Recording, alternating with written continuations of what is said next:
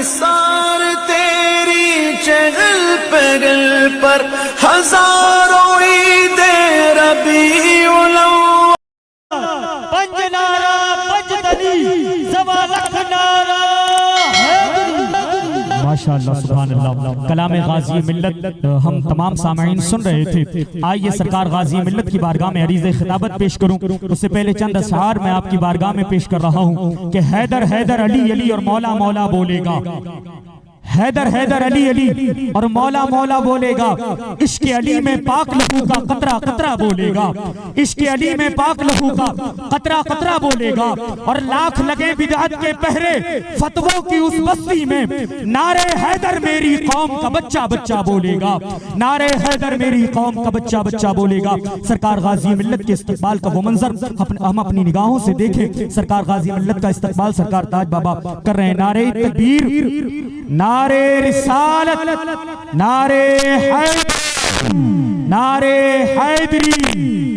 एक वफादार को और क्या चाहिए। अभी सरकार गाजी मिल्लत का एक कलाम सुन रहे थे। मेरे पास दूसरा कलाम है, 4 मिसरे पढ़ूंगा।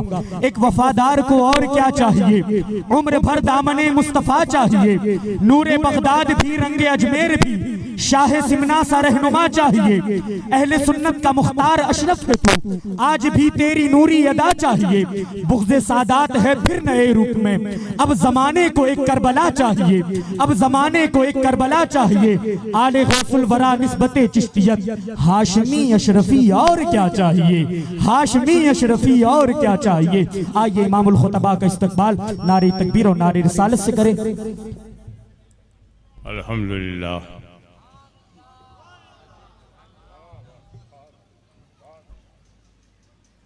अल्हम्दुलिल्लाह रब्बिल आलमीन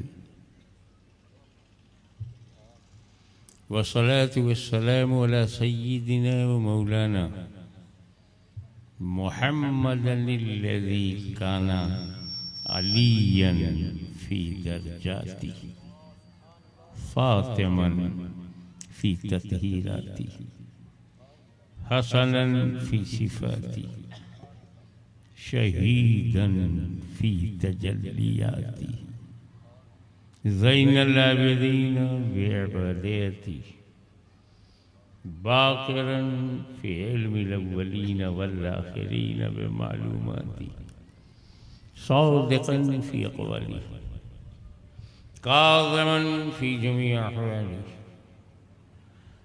मुतमक्किनन फी मक़ामि रवा जवादन कफ़हु इंदल असा हादियन इला सबीलिन नजात अस्करियम मअल गुज़ात महदियन इला तरीक़िल यक़ीन गौसल आलमीन मुईनल मिल्लति वद्दीन अशरफल अव्वलीन वल आखिरीन सल्लल्लाहु वसल्लम अलैहि व अला आलिहि व अस्हाबिहि अजमईन। अम्मा बाद फ़अऊज़ु बिल्लाहि मिनश शैतानिर रजीम बिस्मिल्लाहिर रहमानिर रहीम वलाकिन रसूलुल्लाहि व खातमुन नबिय्यीन सदक़ल्लाहु मौलाना अल-अलीयुल अज़ीम व बल्लगना रसूलहुन नबियुल अमीनुल करीम व नहनु अला ज़ालिका लमिनश शाहिदीन व शाकिरीन वल्हम्दुलिल्लाहि रब्बिल आलमीन। इन्नल्लाह व मलाइकतहु युसल्लूना अलन नबी या अय्युहल्लज़ीना आमनू सल्लू अलैहि व सल्लिमू तस्लीमा। अल्लाहुम्मा सल्लि अला सय्यिदिना मौलाना मुहम्मदिन व अला आलि सय्यिदिना मौलाना मुहम्मदिन व बारिक व सल्लिम कमा तुहिब्बु व तुर्ज़ा बि अन तुसल्ली अलैहि। अक्सर जहाँ मुझे याद रहता है और तकरीर से फ़ौरन पहले मुझे मेरे गले में फूल डाला जाता है, हार फूल चढ़ाया जाता है, तो मैं ज़रूर मजमे से पूछता हूँ ये जिन साहब ने मेरे गले में फूल का हार डाला है, देखने में आपको ये हराम लगा क्या? कोई गुनाह हो गया? कोई पाप है? बिदअत है? ये गुमराही है। किसने डाला? लीजिए, जो सर पे सबसे ऊपर होता है वो ताज होता है, और ताज बाबू ने ये हार पहना। किसकी हिम्मत है जो ताज से पंगा ले? उसकी ताजदारी खत्म हो जाएगी। ताज बाबू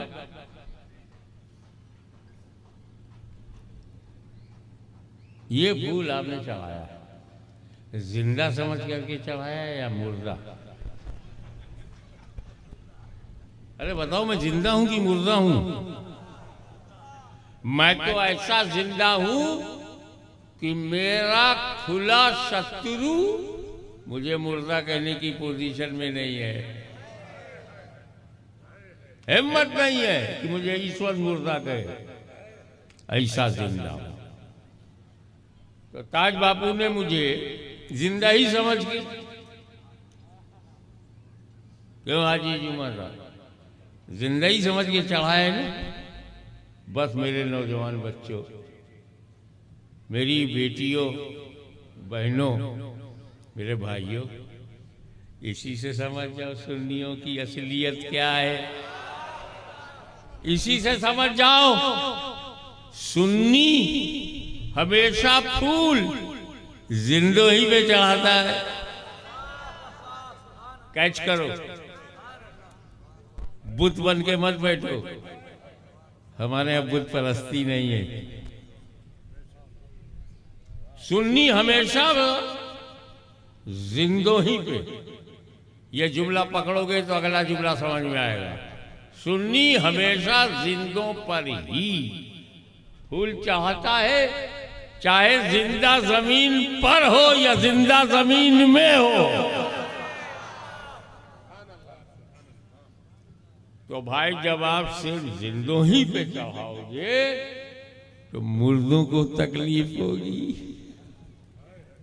अब अगर कोई मना करे फूल ना चढ़ाओ, ना चढ़ाओ, जाने दो उसको, समझ जाओ इसका दिल जिंदा नहीं है, आत्मा जिंदा नहीं है। और मुर्दों का कौन ख्याल करे? मैंने जो आयते करीमा पढ़ी, लेकिन अल्लाह के रसूल और आखिरी नबी, लास्ट एंड फाइनल प्रॉफिट, वाला की रसूल अल्लाह, but messenger of Allah, but messenger of Allah and last profit.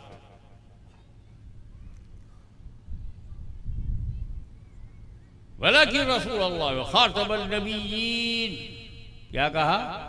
खातमुल नबीयीन कहा है, खातमुल मुरसलीन नहीं कहा।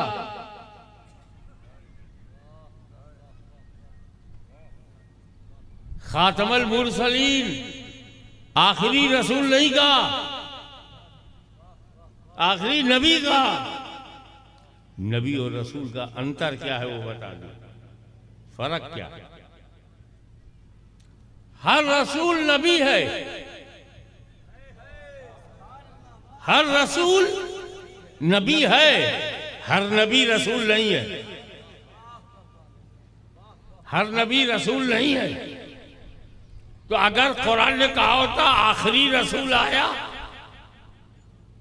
तो कोई कह सकता था रसूल आना बंद हुआ, नबी तो आ सकता। खुदा ने जड़ काट के फेंक दिया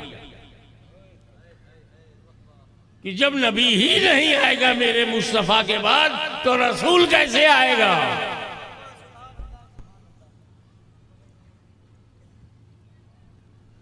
और आखिरी के बाद आता कौन है? किसानों को कैसे समझाऊं, खेतीहर को कैसे बताऊं, कृषि करने वाले को चल तेरी भाषा में बताता हूं।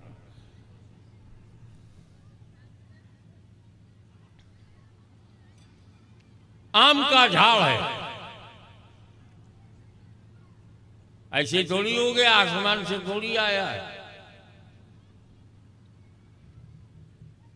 आसमान से नहीं आया है। मंच पर आके झूठ नहीं बोलता।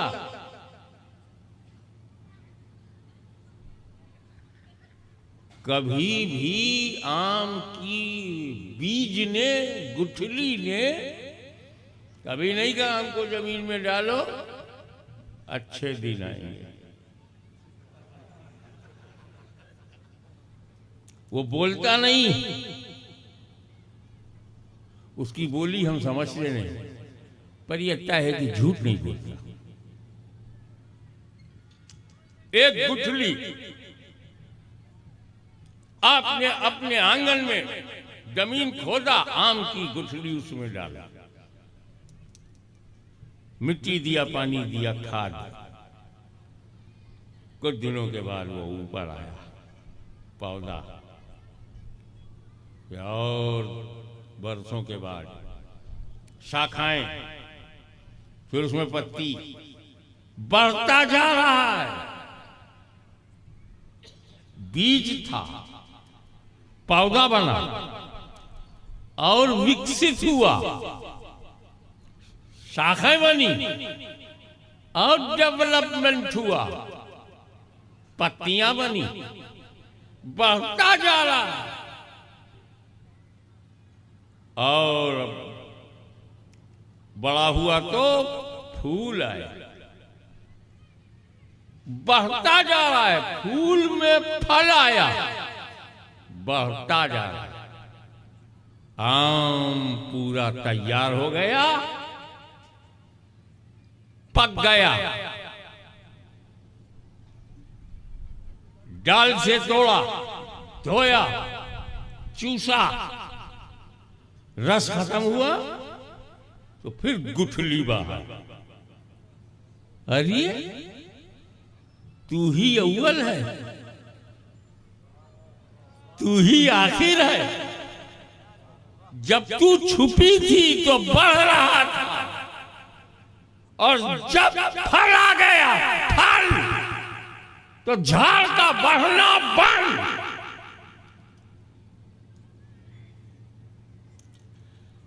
नबियों का सिलसिला चल रहा था, जब असली फल आ गया तो नबियों का आना बंद। अव्वल तो इसलिए है कि first of all which is created by Allah Almighty is my nur. अव्वल मा खलक़ अल्लाह नूरी, सर्वप्रथम अल्लाह ने जिस चीज की रचना की है मेरा नूर है। सबसे पहले बनाने वाला खुदा है, बनने वाला नूर तीसरा नहीं है। बनाने वाला खुदा है, बनने वाला नूर कोई तीसरा नहीं है। तो जब खुदा ने नूर बनाया तो सबसे पहले नूर को खुदा ने देखा, और जब नूर बन गया तो नूर ने सबसे पहले खुदा को देखा। सुभान अल्लाह। इससे ज्यादा प्यार कोई क्या करेगा जो अल्लाह अपने महबूब से प्यार करता है। ए महबूब, सबसे पहले मैं तुम्हें बनाऊंगा, अपने करीब रखूंगा, मैं तुम्हें देखूंगा तुम मुझे देखोगे, मैं तुम्हें देखूं तुम मुझे देखो, मैं तुम्हें देखता रहूं तुम मुझे देखते रहो।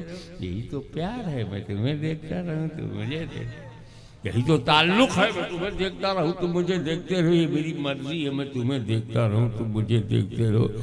मोहब्बत से तुम देखते रहो, मोहब्बत से मैं देखता रहूं। मैं तुम्हें लव करूं तुम मुझे लव करो, मैं तुम्हें प्यार करूं तुम मुझे प्यार से देखो। महबूब, तुम मुझे अपनी तबीयत से देखते रहो, मैं तुम्हें अपनी मशीयत से देखता रहूं। अल्लाह को देखता। अब एक बात और समझाने के लिए मैं इमाम साहब के पास आऊंगा। मस्जिद के इमाम होते हैं, हमारे मजहबी पेशवा होते हैं। उसमें मुफ्ती साहब भी होते हैं, अल्लामा भी होते हैं, मौलाना होते हैं।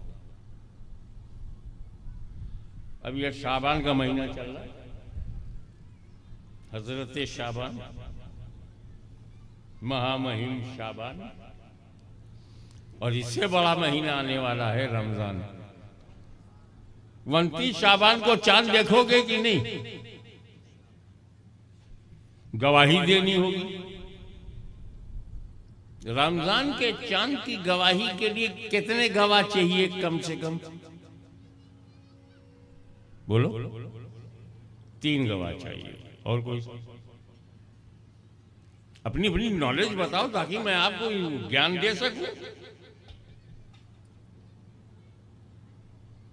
कितने गवाह कम से कम? 2 कम से कम। जी नहीं, न 2 न 3, 1 गवाह काफी। ईद के लिए कम से कम 2, रमजान के लिए 1 ही। अबे ईद का चांद देखने में रिस्क है कि बंदा सही बोल रहा है कि नहीं, इसलिए गवाह पे गवाह रखो। रमजान में नहीं जरूरत है। कौन बेवकूफ भूखा रहने के लिए झूठ बोलेगा? 29 शाबान को चांद नहीं हुआ है, कौन भूखा रहने के लिए बोलेगा मैंने चांद देखा?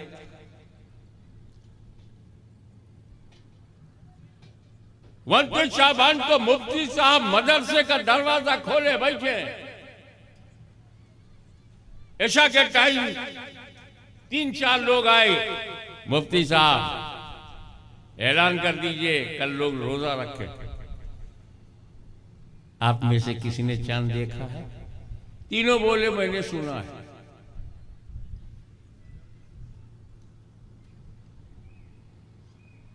सुना है? प्लीज जाइए, मेरी चाय खराब मत कीजिए। फिर 2 आए। मुफ्ती साहब फिर बैठ गए। आप में से किसने चांद देखा है? 1 ही काफी था। हम दोनों ने सुना। 5 आए। मुफ्ती साहब को इत्मीनान, 5 में किसी ने जो देखा होगा वो बोले हमने भी सुना है। 40-50 लोग। रात के 12 बज गए। बांगी कंटाल गया।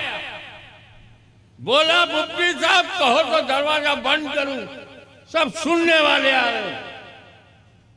तो मुफ्ती साहब समझदार तजर्बेकार बोले, मुअज्जिन से बोले दरवाजा खुला रखो, शायद देखने वाला आ जाए। तवज्जो, दरवाजा खुला रखो, शायद देखने वाला आ जाए। 1 बजे रात को एक नूरानी चेहरा नमूदार हुआ। मुफ्ती साहब गर्मी में बैठे थे कि 100-200 लोग आए और सब सुना है, मैंने सुना। जैसे ही वो नूरानी सूरत नजर आई, मुफ्ती साहब ने कहा किस लिए आए हो? काट चांद की गवाही देने आया हूं। क्या तुमने भी सुना है? बोला नहीं, मैंने देखा है। वो बुजुर्ग सूरत बोले मैंने देखा है। मुफ्ती साहब ने कलम उठाया, कागज में लिखा, शहादत शरई मिल गई। देखने वाला मिल गया। देखने वाला मिल गया। कल से लोग रोजा रखे। और जब वो गवाही दे के गए, तब मुफ्ती साहब ने बांगी से कहा, है बांगी अब दरवाजा बंद करो। देखने वाला आ गया। अब किसी गवाह की जरूरत नहीं, दरवाजा बंद करो। बिला तस्बीह आदम अलैहिस्सलाम ने गवाही दी, ला इलाहा इल्लल्लाह, नो गॉड एक्सेप्ट अल्लाह अलमाइटी। कोई पूजा के लायक नहीं है सिवाय उस पाक परवरदिगार रब्बुल आलमीन के। अल्लाह ताला के अलावा कोई इबादत के लायक नहीं है। अल्लाह ही माबूद है। लोगों ने पूछा अल्लाह के माबूद होने की गवाही दे रहे हो, देखा है? नहीं, मेरी गवाही पक्की है। वही इलाही मेरे पास आती है। जिब्रील ने मुझसे कहा है मेरा इल्म यकीनी है, नो डाउट। हम पूछ रहे हैं देखा है? नहीं देखा तो नहीं, सहीफों में है, अल्लाह की किताबों में है, रसूलों की गवाही में है। देखा है किसी नबी ने जाते किबरिया को नहीं देखा।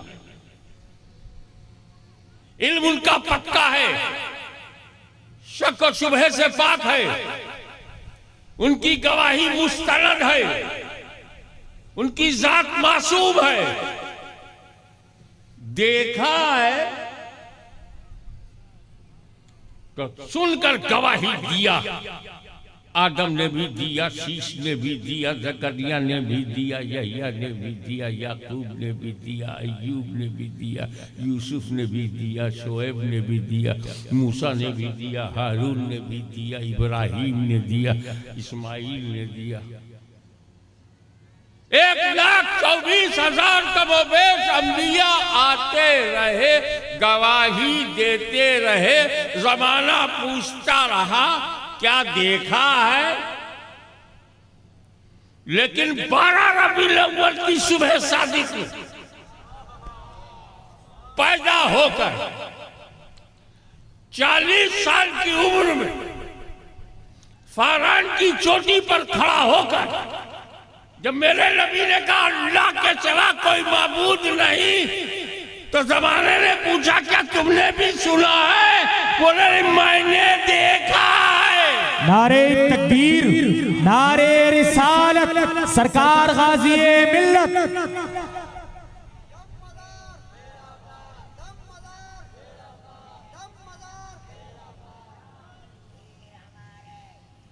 और जब रसूल पाक ने गवाही पूरी दे दी तो रब तबारक व तआला ने फरमाया देखने वाला आ गया है, अब नबूवत का दरवाजा बंद करो, रिसालत का दरवाजा बंद करो। अब सवाल ये पैदा होता है कि अंबिया जो आते थे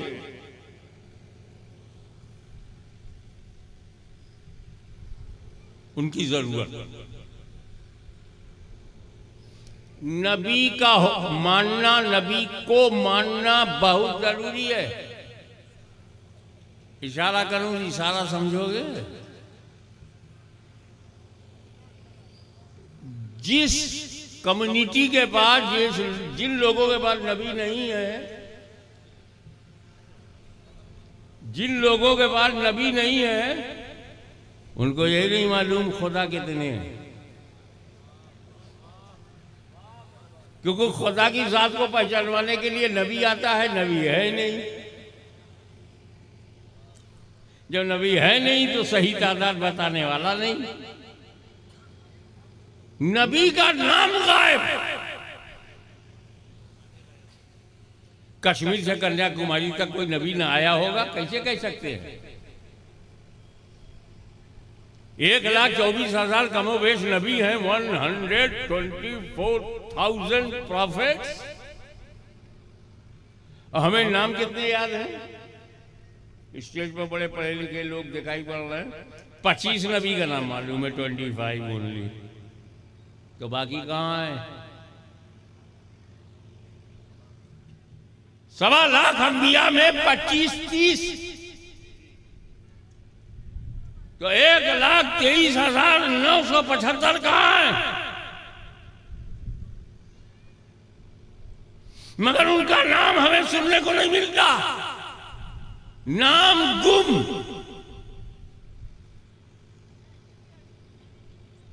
नाम ही गायब। और दुनिया में मैं 5 महाद्वीप में गया हूं, दुनिया में दूसरे हिस्से कुछ ऐसे हैं जहां नबी का नाम मालूम। ओल्ड टेस्टामेंट पढ़ो, नबी का नाम है, न्यू टेस्टामेंट पढ़ो, नबी का नाम है। अपनी भाषा में आदम को एडम,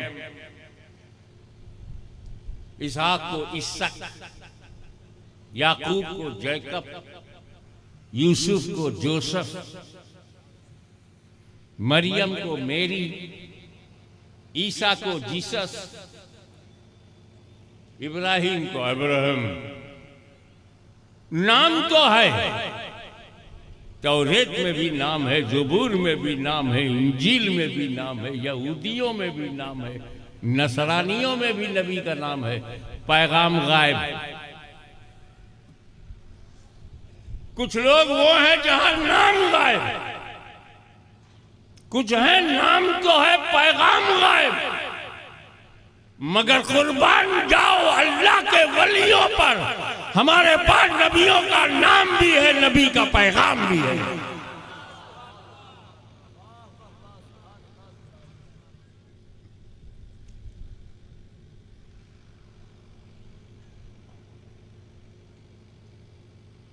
एक बात, जब तक आप ईश्वरवादी नहीं बनेंगे तब तक आपका प्रवेश धर्म में होगा ही नहीं। I am talking about all religion. किसी भी धर्म में घुसने के लिए खुदा को मानना होगा। वो कहते हैं ना, तुमेकम वरण्यम तुमेकम शरणयम तुमेकम जगत कारणम विश्वरूपम तुमेकम वरण्यम, अर्थात तू ही वर्ण योग्य है। तुमेकम शरणयम, तेरे ही निकट शरण की प्राप्ति। तुमेकम जगत कारणम विश्वरूपम, तू ही सृष्टि का रचयिता एवं विश्वव्यापी। हम इसे अगर अपनी उर्दू जबान में तर्जुमा करेंगे तो है, तू ही काबिले हमदो सना है, तेरे ही कुर्ब में अमा है, तू ही खालिक़े अर्ज़ो समा है, तू ही कायनात को मुहीत है। जो विश्वव्यापी होता है वो कण कण में विद्यमान होता है, जो कण कण में विद्यमान होता है, जर्रा जर्रा में जिसका जलवा होता है वो असीमित होता है। जो असीमित होता है वो अनंत होता है, जो अनंत होता है निराकार होता है, जो निराकार होता है वही हमारा परवरदिगार है।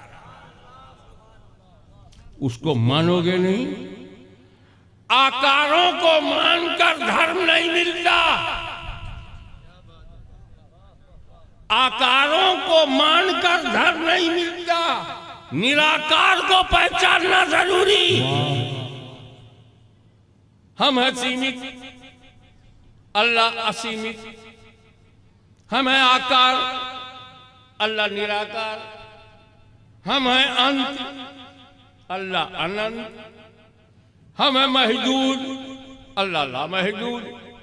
हम हैं लिमिटेड, अल्लाह अनलिमिटेड। कैसे जानोगे, कैसे पहचानोगे?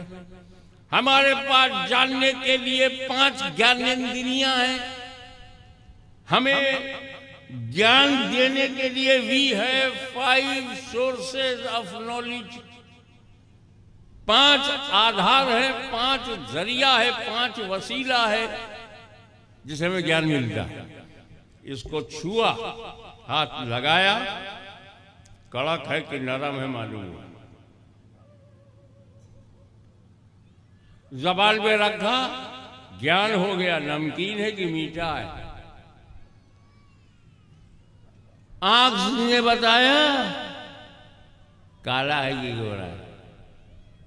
कान ने बताया आवाज सुरीली है या आवाज फटा बांबू है। कान ने बताया। नाक ने बताया सुगंध है कि दुर्गंध है।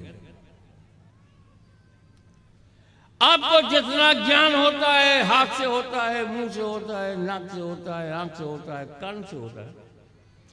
अल्लाह कान में आता नहीं,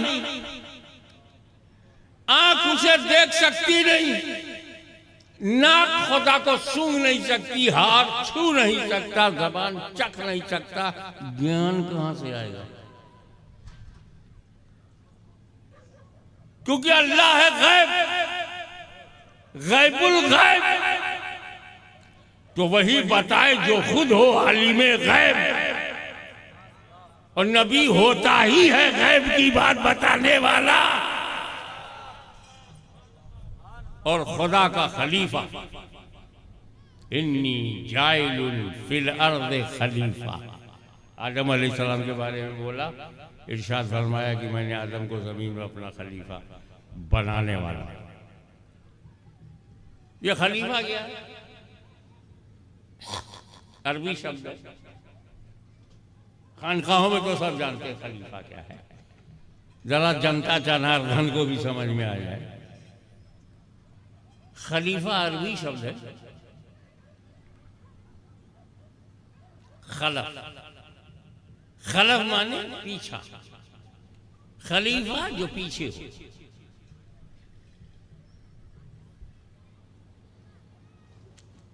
मेरे बाद मेरा खलीफा, मुझसे पहले खलीफा नहीं होगा, मुझसे पहले जो है वो मेरा सलफ है और मेरे बाद जो है वो मेरा खलफ। मुहद्दिस आज़म हिंद मेरे सलफ हैं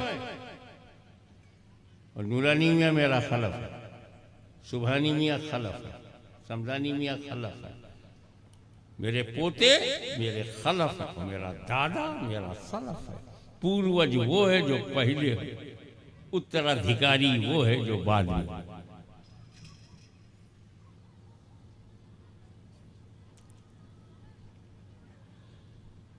अब खलीफा का पावर क्या होता है वो बताओ।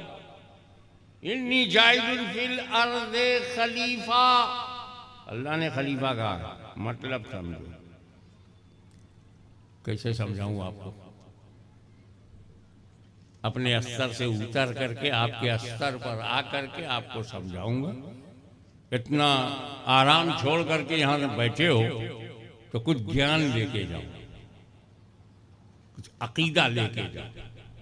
खलीफा, जब तक मैं हूं मैं काम करूं, मैं ना रहूं तो जो मेरी जगह आए वो मेरा खलीफा।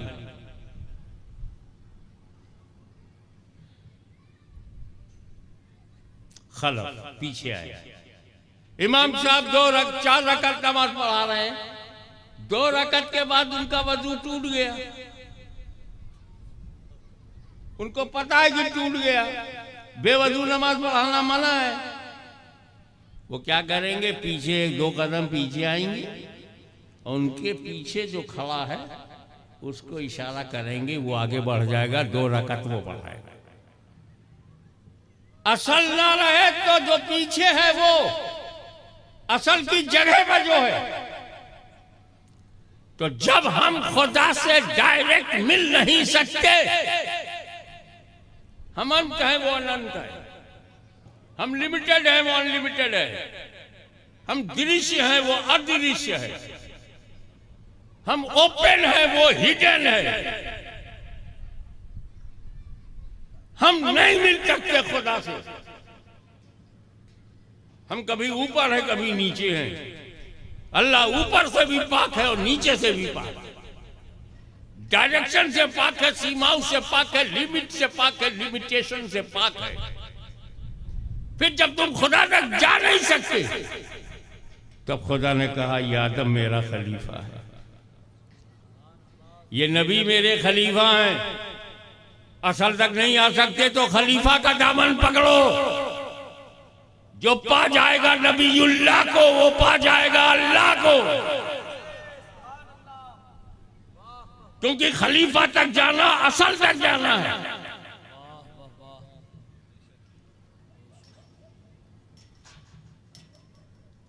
तो नबी आ रहे थे, अल्लाह के खलीफा आ रहे थे। अब नबी का आना बंद तो दीन फैलेगा कैसे? कयामत तक चलेगा कैसे? तो इस्लाम बोला घबराओ नहीं, अब नबी का खलीफा चलेगा।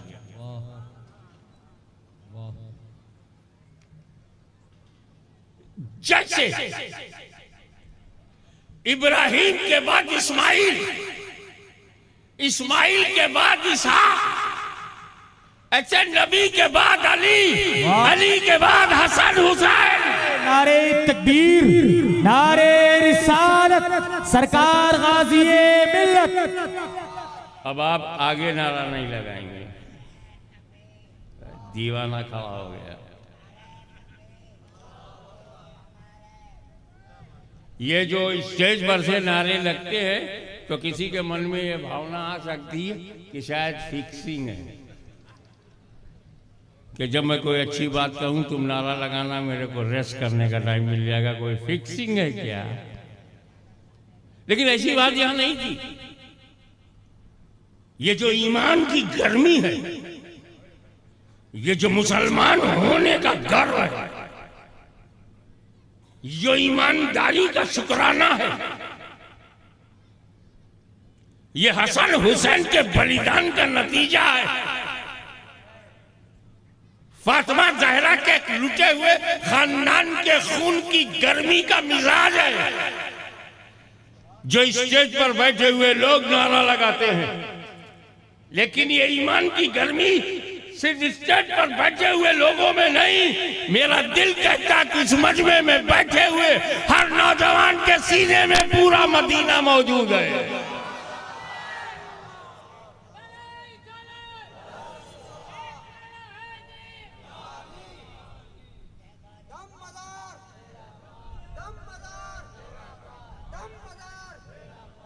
अब आइए, नबूवत का दरिया बहता रहा, अल्लाह ने डैम बना दिया, बस अब वलियों का दरिया बहेगा, अब वलियों का समंदर बहेगा।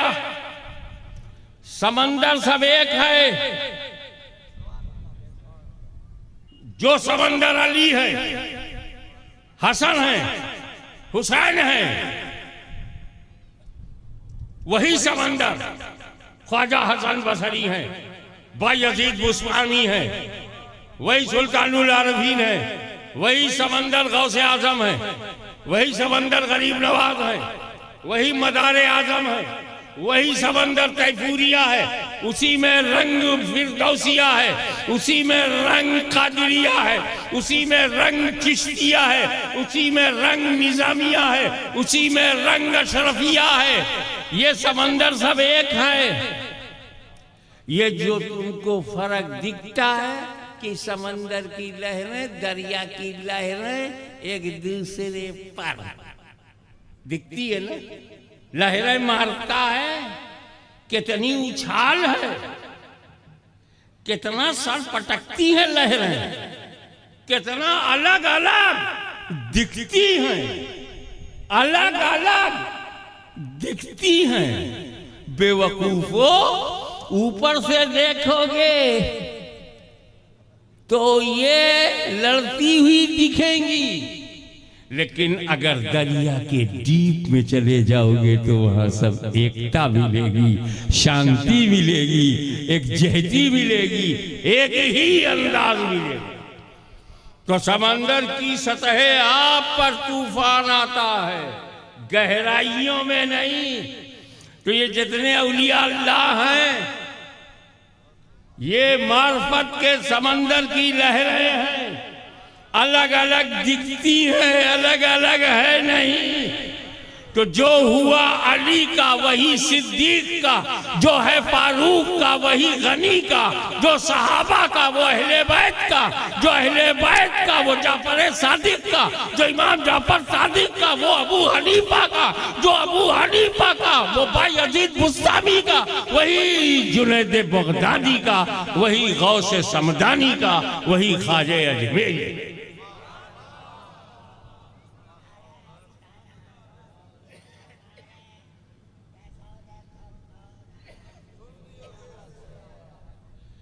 अबे तेरे को बताता कौन है कि मैं कहाँ जलसे में जाता हूँ? दीवाने की नजरों को जहां देख रहा है, दीवाना खुदा जाने कहाँ देख रहा है।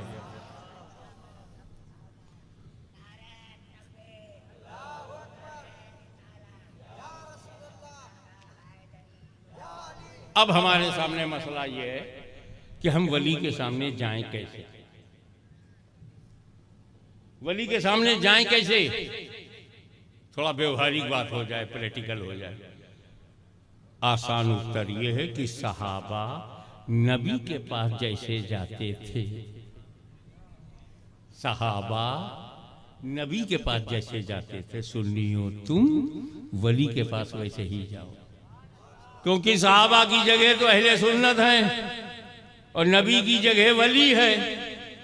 वली नबी की ड्यूटी पूरी करे, तुम सहाबा की ड्यूटी।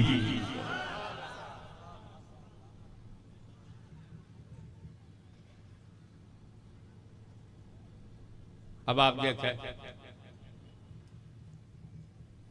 हर वो बात जो नबियों के जमाने में लोगों को नबी तक ले जाए, हर वो बात जो अंबिया के ज़माने में, हर वो बात जो अंबिया के ज़माने में अंबिया के पास ले जाए, काफिरों को बहुत बुरा लगता था, वो बात बहुत खराब लगता था। कुरान की तिलावत कान में पड़ जाए तो बंदा नबी के पास भागा जा रहा है, काफिरों को खराब लगता था। अजान की आवाज़ सुन करके लोग नबी के पास जाते थे, काफी बुरा लगता था। नबी की तारीफ सुनते थे तो ये तारीफ नबी के करीब ले जाती थी, काफिरों को बुरा लगता था। दुनिया के करीब चले जाओ, नबी के करीब न जाओ। पूरी ताकत लगाया अबू जहल ने की नहीं, पूरी ताकत लगाया अबू लहब ने की नहीं, अदबा और साहिबा ने पूरी ताकत लगा दिया कि नबी के पास न जाओ। अब नबी आना बंद, उनकी जगह वली। अब ताकत लगा रहे हैं वली के पास न जाओ, वली के पास न जाओ, वली के पास न। अबे वली के पास जाने में क्या प्रॉब्लम है? मार्केट जाने से नहीं रोकते हो, शॉपिंग करने से नहीं रोकते हो, नमक बनाने से नहीं रोकते हो, मछली पकड़ने से नहीं रोकते हो, गोश्त काटने से नहीं रोकते हो, सब्जी बनाने से नहीं रोकते हो, और बेपर्दा बाहर जाने से नहीं रोकते हो, शॉपिंग सेंटर में जाने से नहीं रोकते, औरतों को नौकरी करने से नहीं रोकते।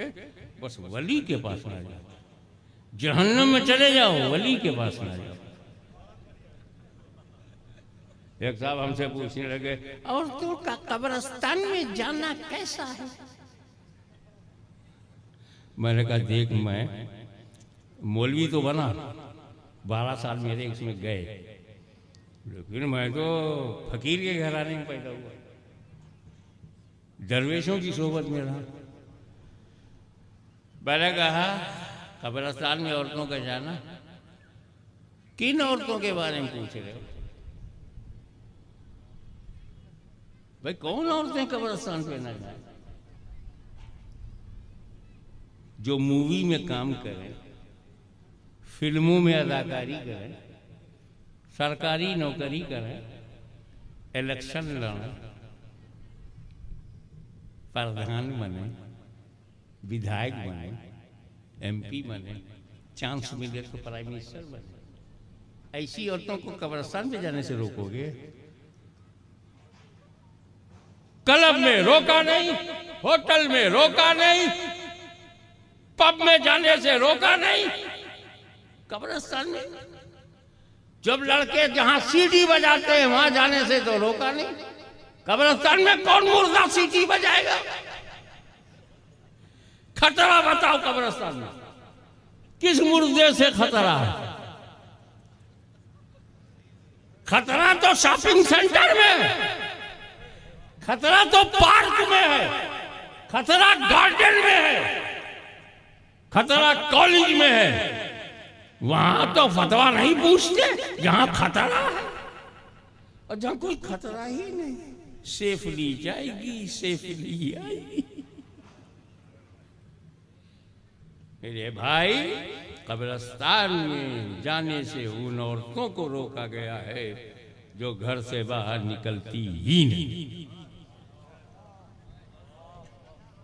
घर में पैदा होती हैं, घर में जवान होती हैं, घर में जाके बीवी बनती हैं, उसी घर में माँ बनती हैं, उसी घर से जनाजा निकलता है। ऐसी औरतों को कब्रिस्तान पे जाना मना है। अब ऐसी औरत तो दुनिया में नहीं है, तो मना किसको कर रहे हैं? मैंने अपनी स्टाइल से जवाब दिया, मसला भी बता दिया और रिक्वायरमेंट्स ऑफ द पीरियड भी बता दिया। बदलता हुआ समाज और उसकी आवश्यकताओं को भी बता दिया। मगर वली नाम आया, दो शब्द इनको अब बर्दाश्त, पहले तो नबी बर्दाश्त नहीं होता था, नबी, अब दो शब्द नहीं बर्दाश्त, अली वली, तबीयत खराब।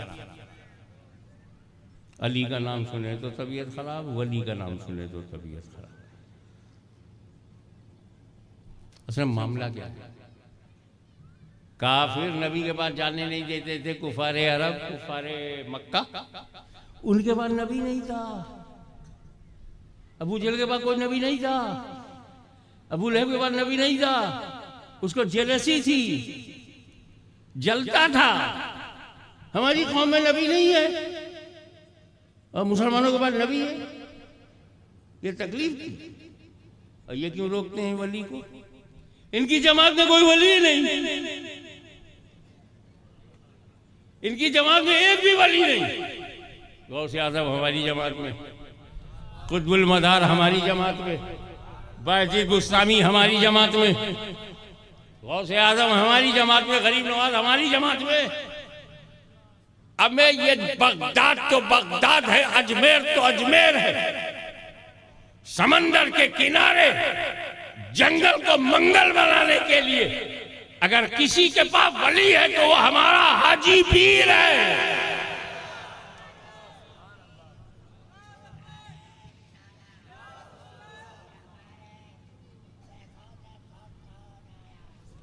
अगर एक तरफ सैयद जफर और सैयद मुजफ्फर ने इस्लाम का झंडा फहराया तो सैयद रिज़्क़ुल्लाह वहीउद्दीन सालिस ने पूरे काठियावाड़ में इस्लाम को फैलाया।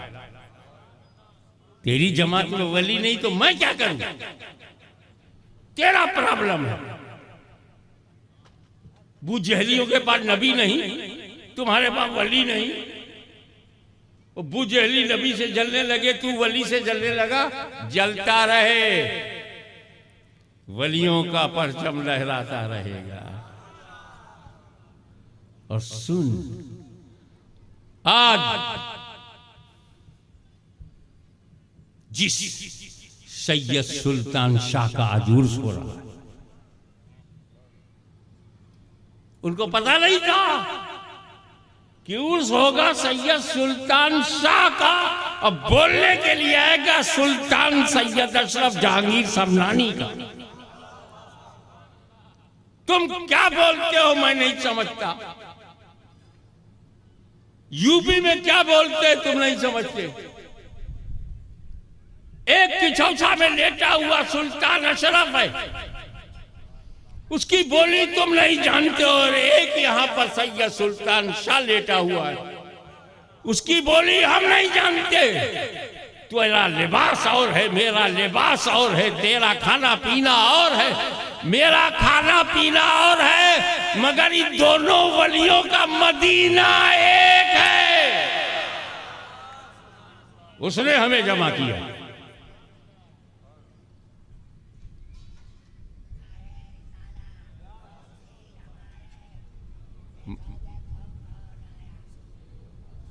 ये मैं मानता हूं कि जब उर्स होगा तो चादर चढ़ेगी, तुम चिढ़ाते रहो, चादर चढ़ेगी, चढ़ के बोलेगी, चढ़ाई पे होगी। एक एक शब्द के अलग अलग माना है, समझते जाना। सर चढ़ के बोलेगी। ताना देते हैं सुन्नियों को।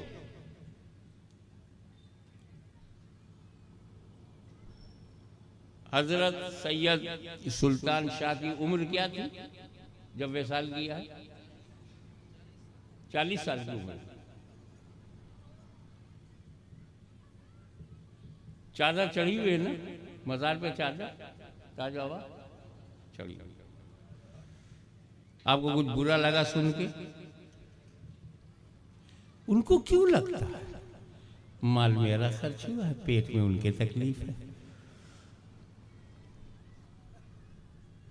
जानते हो क्या टांटिंग करते हैं? व्यंग, व्यंग ताना मारते, क्या ये तुम्हारे सैयद सुल्तान शाह की कब्र में ठंडक लगती है क्या? काय के ऊपर से गुलाब चढ़ाते हो?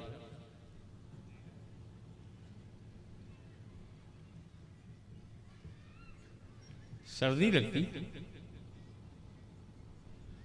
इस बेवकूफी भरे सवाल का मेरे पास दो जवाब है, एक आलिमाना है, एक जाहिलाना जवाब है।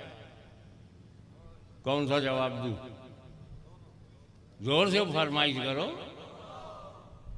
आलिमाना जवाब है मेरे पास, जाहिलाना जवाब है। कौन सा जवाब? मजमे में लगता है दोनों है। अपना अपना जवाब लेके घर जाना। हमें जाहिलाना जवाब इसलिए कह रहा हूं कि उसकी कोई असल नहीं है, जैसे को तैसा, टिट फॉर टैट। क्या तेरे बाबा को सर्दी लगती है? तो सुन्नी ने जवाब यार देख भाई, हमारे बाबा सैयद सुल्तान शाह 40 साल तक 40 सर्दी, कच्छ की 40 गर्मी, 40 बरसात झेल चुके थे। अभी कब्र में ताजा ताजा गए हैं।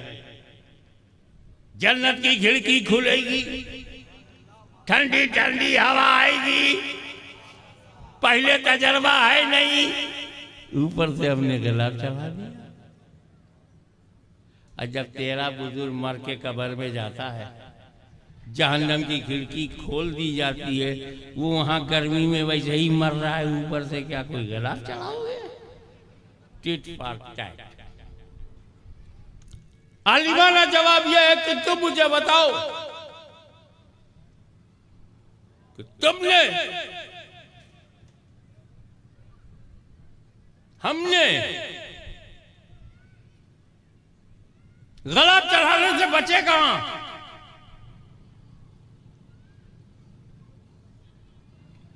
मैं बताता हूं गुलाब की इंपॉर्टेंस, उसका महत्व क्या है। मैंने बापू से कहा, बापू बुखारी शरीफ मेरी लाइब्रेरी में ले आइए। और ताज बाबा गए, 40 मिनट में बुखारी ले गया। ओ ये किताब 40 मिनट्स? क्या करते हजरत, आपकी कुतुबखाने में, पुस्तकालय में किताबों का जंगल था। एक मोटी सी किताब निकाली, पलट कर देखा सही मुस्लिम अंदर किया, फिर एक मोटी सी निकाली, पलट कर देखा जामे तिर्मिज़ी अंदर किया, फिर एक मोटी सी किताब निकाली, पलट कर देखा अबू दाऊद तो अंदर किया, फिर एक मोटी सी किताब निकाली, पलट कर देखा मुवत्ता इमाम मालिक के अंदर किया, फिर एक मोटी सी किताब निकाली, शादुसारी अंदर किया, फिर एक मोटी सी किताब निकाली, पलट कर देखा उम्दतुल कारी अंदर किया। 35 मिनट के बाद एक मोटी सी किताब निकाली, पलट कर देखा सही बुखारी है, तो ले गया। तब मैंने इमामुद्दीन से कहा, भाई तुम तो अंग्रेजी जानते हो, मेरी लाइब्रेरी में चले जाओ, discovery of India written by Pandit Jawaharlal Nehru, वो डिस्कवरी ऑफ इंडिया लेके आ जाओ।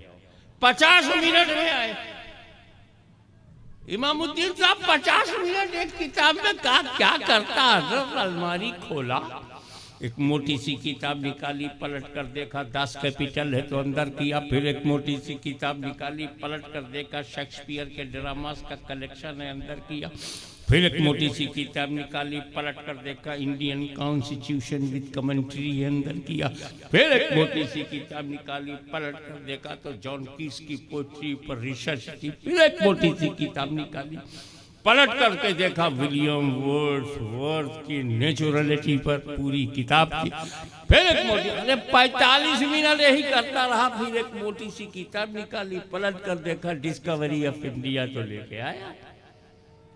बापू 45 मिनट में बुखारी लाए, इमामुद्दीन साहब 50 मिनट में डिस्कवरी ऑफ इंडिया लाए। मैं तो पढ़े लिखे से परेशान हो गया। मेरे घर का एक नौकर जुम्मन खान का जी हुजूर वजू से हो? हाँ इधर आओ। हमारे यहाँ नाम रखने में प्रॉब्लम नहीं है।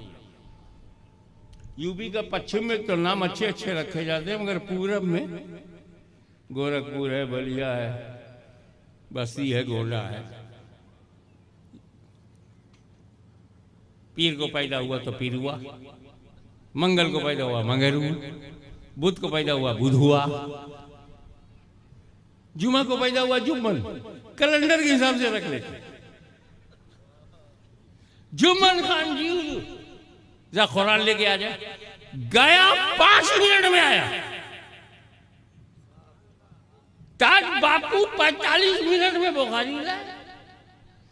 इमामुद्दीन साहब 50 मिनट में डिस्कवरी ऑफ इंडिया लाए। अनपढ़ करिया अक्षर भैंस बराबर अंगूठा टेक 5 मिनट में कुरान ले आया। इतनी जल्दी कैसे खसाब?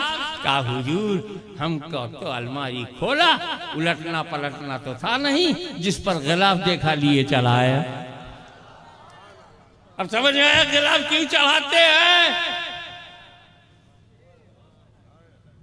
ए कुरान तवज्जो से, ये मैं तुमको पूरी तकरीर का इतर दे रहा हूं। एक कुरान तुझे दुनिया की दूसरी किताबों के साथ रहना है, कहीं दूसरी किताबों के बराबर न समझा जाए। किताबुल्लाह पे गिलाफ चढ़ा दो। और ए मस्जिद हराम काबा, तू किबला है, तू काबा है, तू मस्जिद है, और दुनिया की दूसरी मस्जिदों के साथ धरती पर रहना है। कहीं दूसरी मस्जिदों के साथ रहने की वजह से काबतुल्लाह को दूसरी मस्जिदों के बराबर न समझा जाए। काबतुल्लाह पे गिलाफ चढ़ा दो। और कब्रिस्तान में दूसरे मुर्दों के साथ अल्लाह का वली लेटा हुआ है, कहीं दूसरे मुर्दों के बराबर न समझा जाए। वलीउल्लाह पे गिलाफ चढ़ा दो। नाराए तकबीर, नाराए रिसालत, हुजूर गाजिए मिल्लत, सेजादे गाजिए मिल्लत।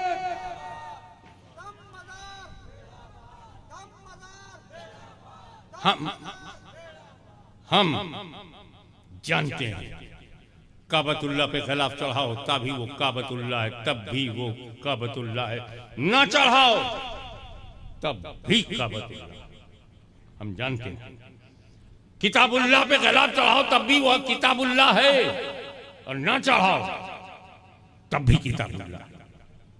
वलीउल्लाह पे खिलाफ चढ़ाओ तब भी वो वलीउल्लाह है, और ना चढ़ाओ तब भी वो वलीउल्लाह है।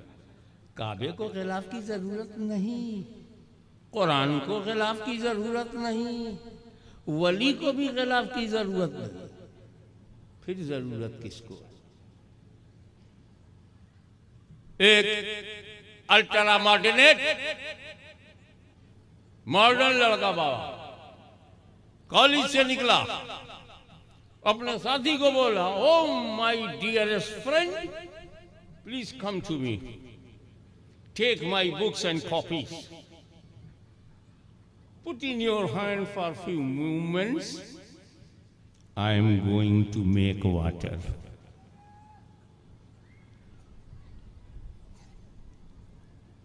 ए मेरे प्रिय मित्र इधर आओ। मित्रों,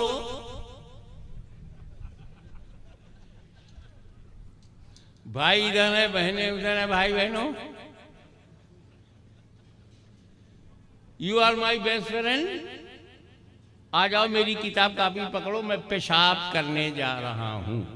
आई am going to make water, my urinal full,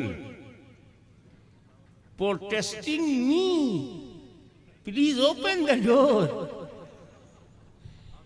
मैं पेशाब करने जा रहा हूं। अब गया सड़क के किनारे किनारे, खड़े खड़े, टेलर मास्टर की मेहरबानी, बटन तक नहीं, जिप, एक ही झटके में गेट ओपन। खड़े खड़े ये तो हमारा देश है, कुछ ही काम हम खड़े खड़े कर लेते हैं। मैं जब यूरोप, अमेरिका और कनाडा गया तो मैंने देखा वहाँ तो बहुत सारा काम खड़े खड़े। हमारे यहाँ कुत्तों का भी मौसम होता है, उन गोरों का कोई मौसम ही नहीं। Our dogs better than them. Bharat के कुत्ते उनसे अच्छे हैं। जब भारत के कुत्ते इतने अच्छे हैं तो भारत की धरती पर अल्लाह का वली कितना अच्छा है।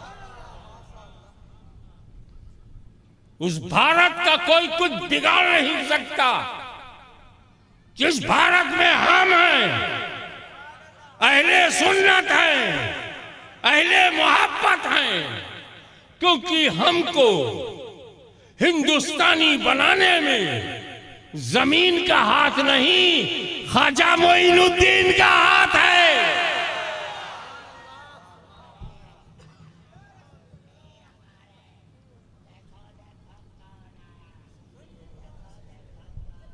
कितनी बार देखें, एक बार दिखा दिया, 2 बार दिखा दिया, कितनी बार देखो देखो। एक भयानक जानवर आया। अब जब मुस्कुराकर आप रिलैक्स हो गए हैं तो मैं आगे बात बढ़ाऊं। आया, किताब कापी लिया अपने साथी से, घर आया, उसको Indian constitution economical point of view से जो कमिटमेंट है वो पढ़ना था। हाथ लगाता गया, किताबें निकालता गया, रखता गया, किताब निकाला, देखा नहीं वो नहीं है, कॉन्स्टिट्यूशन ऑफ इंडिया नहीं, अंदर की फिर निकालता रहा, रखता रहा, निकालता रहा, रखता। अचानक एक किताब उसने दिया, खोला, हिल गया, दहल गया, डर गया। वो किताब कोई और नहीं, बगैर गिलाफ का कुरान था। नापाकी में कुरान हाथ में आ गया।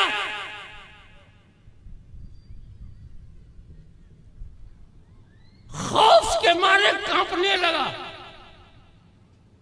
सीधे कुरान को अलमारी में रखकर अपने बाप के पास गया। अब्बा, आपने मेरी लाइब्रेरी में कुरान रखा, अच्छा किया, पर उस पर गिलाफ क्यों नहीं चढ़ाया?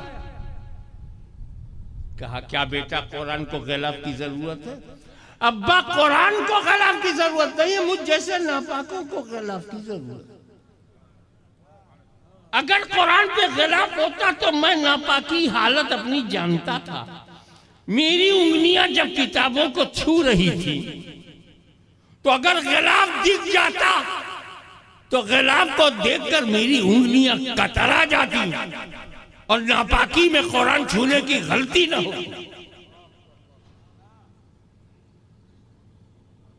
काफे पे गिलाफ इसलिए चढ़ा दिया, मत समझना कोई कॉमन मस्जिद है, बावजूआना बादवाना। कुरान पर इसीलिए गिलाफ चढ़ाया गया कि कहीं गलती से नापाकी में छू न दो, बच जाओ गुनाह से। तो जहां गिलाफ देखेंगे, अगर आप नापाक है तो उंगलियां कतरा जाएंगी। इसीलिए हम वलियों की कब्रों पर गिलाफ चढ़ाते हैं। जो पाक हैं वही छुएं, जो नापाक है वो मजार से कतरा के चले जाएं। तो यहां तुम उर्स करते रहो, इन्हें कतराने दो, हम छुएंगे क्योंकि पाक हालत है। ये कैसे छुए जब हालत पाक नहीं है? इसीलिए पाक उंगलियां गिलाफ को छूती हैं, नापाक उंगलियां गिलाफ देख के कतरा जाती हैं। जब कभी इन्हें कतराता हुआ देखना, समझ जाना किस बुरी हालत में है। वाखिर दावाना।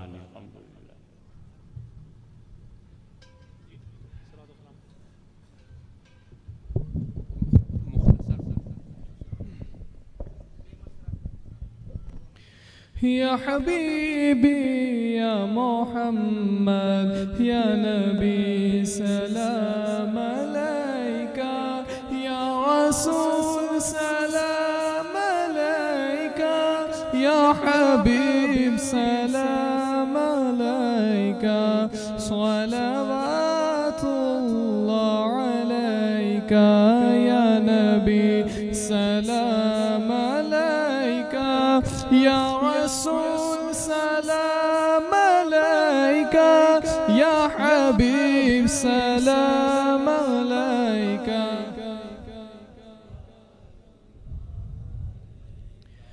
या हबीबी या मोहम्मद ए मेरे मौला के प्यारे नूर की आँखों के तारे हम किसे सैयद पुकारे तुम हमारे हम तुम्हारे या नबी सलाम सलाम अलैका या हबीब सलाम अलैका सलवातुल्लाह। मेरी दिली ख्वाहिश है, एक मौका अच्छा है, उसका मौका है, रूहानियत इस वक्त जलवागर है, आप यहाँ से खाली हाथ ना जाएं।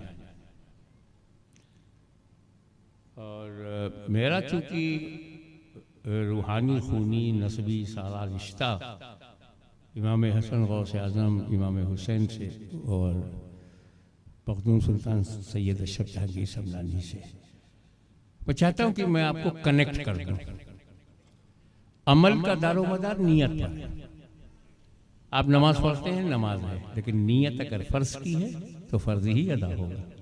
नियत सुन्नत की है तो सुन्नत, नियत नफिल की है तो नफिल। यहाँ भी आप 3 नियत कर सकते हैं।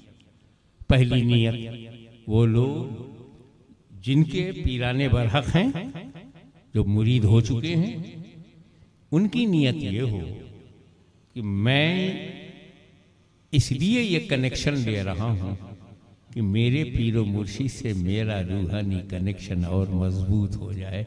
ये नियत, मैं और अपने मुर्शिद के करीब हो जाऊं रूहानी तौर पर, और पीर और पीर के पीर पीराने पीर से मेरा ताल्लुक मजबूत हो, ये नियत हो।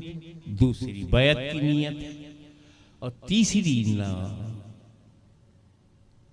सिर्फ तौबा की नियत। इस महफिल से, मजलिस से मैं पाक साफ होके घर जाऊं। तो तौबा की नियत,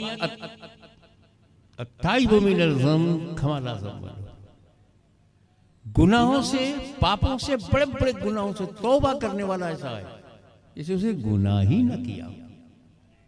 नवजात शिशु, नया पैदा बच्चा, new child, new born child, इतना पाक हो जाता। जैसे मशीन, वॉशिंग मशीन में कपड़ा पाक साफ हो जाता, तौबा की मशीन में आपका कैरेक्टर का जो ड्रेस है वो पाक हो जाता है, कैरेक्टर पाक होता है।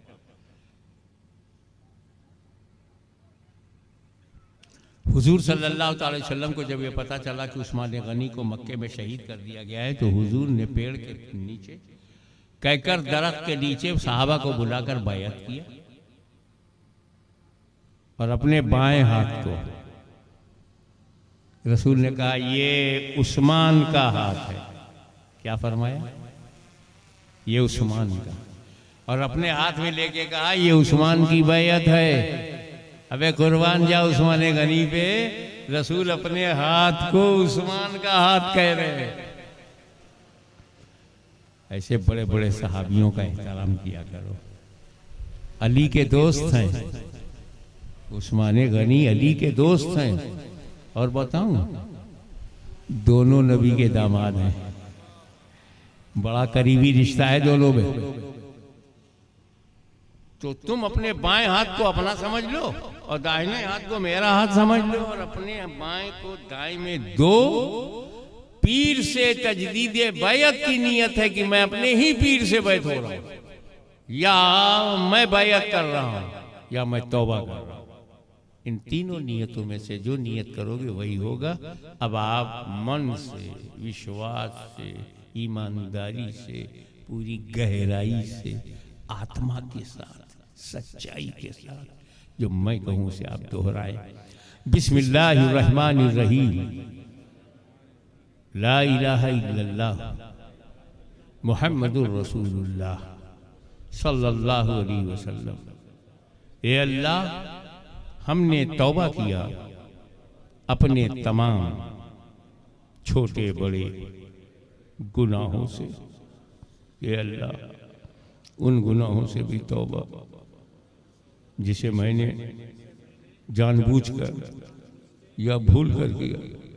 उन गुनाहों से भी तौबा जिसे मैंने एलानिया या छुपा कर किया। मेरे मालिक, हमारी तौबा कबूल फरमा और हम माइल होते हैं ए अल्लाह तेरी तरफ सिलसिला अशरफिया, चिश्तिया, कादरिया में, और अपना हाथ देते हैं मखदूम सुल्तान सैयद अशरफ जहांगीर समनानी के हाथ में, जिनका सिलसिला ख्वाजा गरीब नवाज, गौसे आजम, मौला अली और हजरत मोहम्मद मुस्तफ़ा सल्लल्लाहु अलैहि वसल्लम तक पहुँचता है। ए अल्लाह, इन सिलसिलों की रहमतें, बरकतें, नेमतें दुनिया व आखिरत में नसीब फरमा और कल क़यामत के दिन इन्हीं नेक बंदों के साथ मुझे उठा। आमीन, अल्लाहुम्मा आमीन। दुआ के लिए अल्लाहुम्मा सल्ली अला